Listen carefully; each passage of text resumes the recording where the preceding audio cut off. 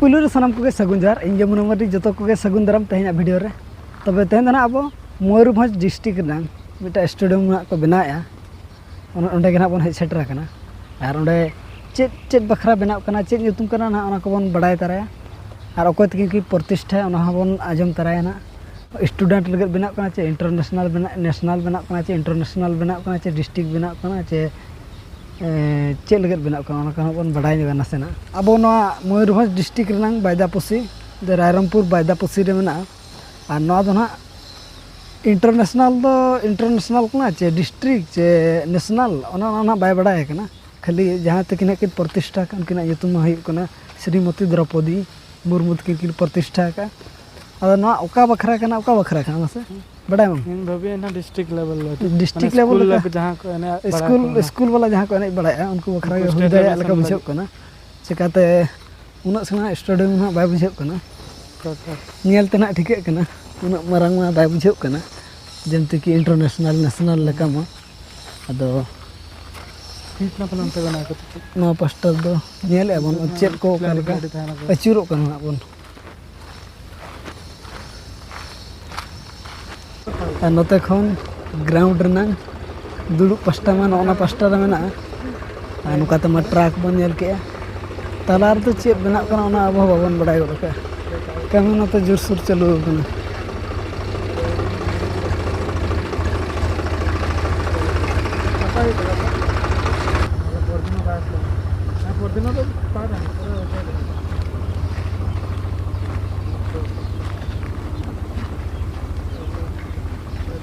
और मिद धावते ना ट्रक रेदो नेलेबन 10 जन को दर दाड़ा इना परे इना साथे लॉन्ग जंप हाई जंप लगे अंतरे मेना और नौ पास्टा दो टेनिस प्लस बैडमिंटन नौ पास्टा को एने दाड़ा टेनिस और बैडमिंटन लगे नौ पास्टा मेना और नौ पास्टा हो लाइट को पूरा नेशनल इंटरनेशनल लेके के मेना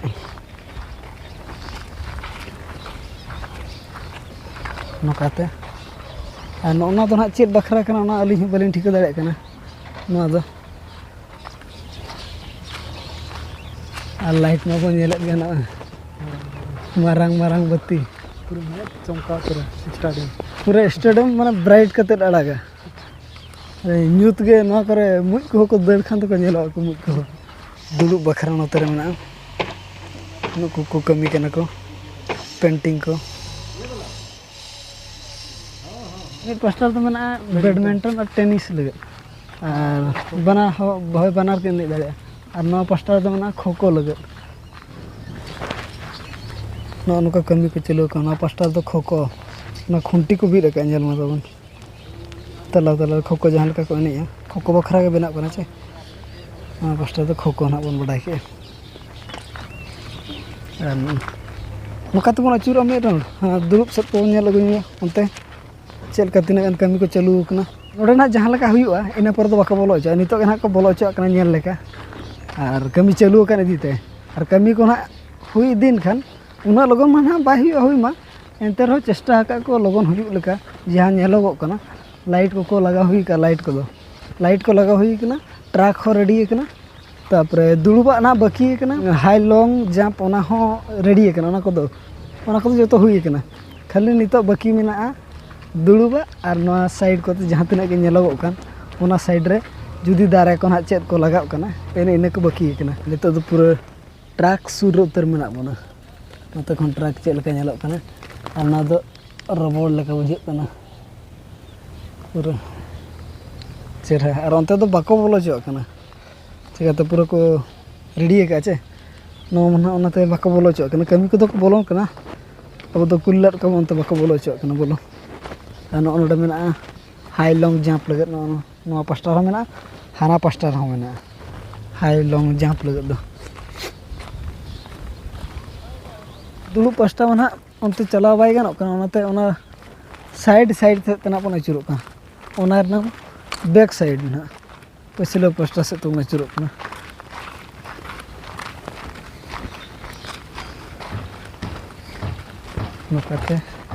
नोकाते हो रास्ता मेना गया हिजुग सेनोग लगत दो नोते खन बन हेज दाड़े गया और ओना दो ना हाने हाड़ी लय ना मुचाद जहाँ बन सेटरोग कना ᱚᱸᱰᱮ ᱠᱷᱚᱱᱤᱧ ᱞᱟᱹᱭ ᱟᱵᱚᱱᱟ ᱡᱮ ᱚᱠᱟ ᱥᱮᱫ ᱛᱮᱠᱷᱟᱱ ᱚᱠᱟ ᱮᱱᱮᱡ ᱠᱚ ᱧᱮᱞ ᱧᱟᱢᱚᱜᱼᱟ प्लेयर्स ᱟᱨ ᱱᱚᱣᱟ ᱠᱚᱨᱮ ᱫᱚ ᱦᱟᱸᱜ ᱵᱩᱡᱷᱟᱹᱜ ᱠᱟᱱᱟ ᱪᱮᱛᱟन ᱨᱮᱢᱟ ᱫᱩᱲᱩᱵ ᱟᱵᱚᱱ ᱟᱨ ᱞᱟᱛᱟᱨ ᱯᱟᱥᱴᱟ ᱫᱚ ᱦᱟᱸᱜ ᱯᱞᱮᱭᱟर्स ᱠᱚ ᱞᱟᱹᱜᱤᱫ ᱨᱩᱢ ᱡᱟᱦᱟᱱᱟᱜ ᱛᱟᱦᱮᱱ ᱵᱟᱠᱷᱨᱟ ᱟᱨ ᱵᱟᱝ ᱨᱮᱥᱴ ᱨᱩᱢ ᱠᱚ ᱱᱚᱰᱮ ᱢᱮᱱᱟᱜ ᱞᱮᱠᱟ ᱵᱩᱡᱷᱟᱹᱜ ᱠᱟᱱᱟ ᱦᱟᱸᱜ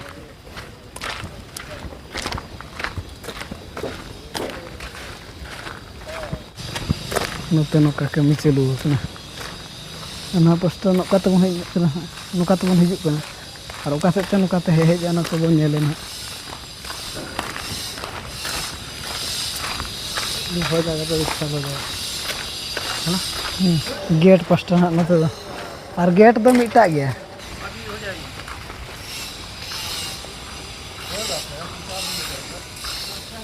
नोते खन नितो ñel ना नोआ गेट कना और नोआ दो उनको नोते खन बन हेना जहां रूम साइड खन रूम मेना प्लस ना दुबा ना ओना साइड रास्ता कना उनका ते जुरो और नोआ दो नोका ते बन अचुरो खान नोडा बन ñel दाड़े का वे ट्रक ना जहां तिना के एनेज हुई ट्रक भीतर को एनेज हुई नोडा को नोका ते बन ñel दाड़े का साथे हना बालकनी रे दुड़ुब कते नोडे दुड़ुब कते बन ñel दाड़े का और नोआ लाइन चलाना नोते टेनिस बैडमिंटन और खोखो ना नोआ साइड में खोखो को दो और इन धारा के और तलार बाद बाकी जहां लॉन्ग हाई जंप जहां तिना के मेना नोआ साइड रे मेना नोते खन मेना नोआ साइड हो हाना साइड रो मेना और तलार रे चेद बखरा ना ओने ओनाते बाबन बड़ाया बाकी नोते बन ñel हुई के नितो जहां तक ना फिता किन गेदा उनकिना nyutum बन ñela nyutum दो हुई कना श्रीमती द्रौपदी मुर्मू तकिन ओना साथे श्रीजुक्त रघुवर दास नुकिन किना सहायता रकिन तहना और नोआ कमी दो ना एहब लना 28/2/2024 से एहब लना तो नोडे बन ñel चाबा के तो बाहर से खन गेट को बन ñel लेबा आदबो चल चाबाया बन ना बोलक दादा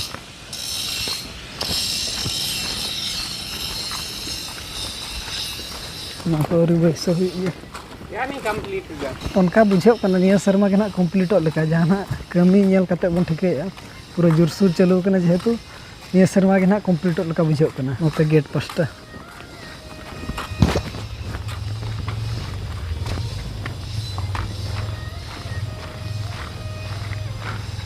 गेट रना बाय ओला कना चेत nyutum कना मेंतन इंटरनेशनल चे नेशनल चे स्टेट लेवल लगत माने ओनाते बाय बडाय कना भितरी सेट को ना बन ñel केया ट्रक को बन ñel केया तापर लॉन्ग हाई जंप जो बन ñel केया टेनिस और बैडमिंटन और बांगना खोखो होइन जहां जहां जगह रे बनाव कना को बन ñel केया नितो तो ना गेट रे मेना बना और नोआ दो ना अब हो कंफ्यूज रे मेना बना और मिड हर बन कुली कना थार उनी हो बायले ठीक दाय कना नेशनल चे इंटरनेशनल चे डिस्ट्रिक्ट उना ना बाय बडाय कना तो उना दो ना आर उनका के वीडियो हिजो उन जो बन ñela नेशनल चे इंटरनेशनल उनी उनके धरा मेन था इंटरनेशनल लेका धरा अदो नासे कन्फ्यूज बुझे कना ग्राउंड इदी कते ना हुडिन धरा के ओना इदी तेना बुन भाबिया जे इंटरनेशनल द पले बाय हुई खाना डिस्ट्रिक्ट ना हुई डिस्ट्रिक्ट लेवल जहां तना खेल कूद हुई इन इन को हुई खान आ नोडा दो ना फुटबॉल दो बाय केवल दड़ दन टेनिस बैडमिंटन को इन इन को हुई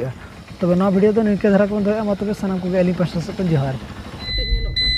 नो ना ओला को बनावला ना को रुपुद का ना स्टेडियम इदते ना को आरो मेना तो अब दो ना तो रोड कना ते रोड रास्ता रे दिखावन कना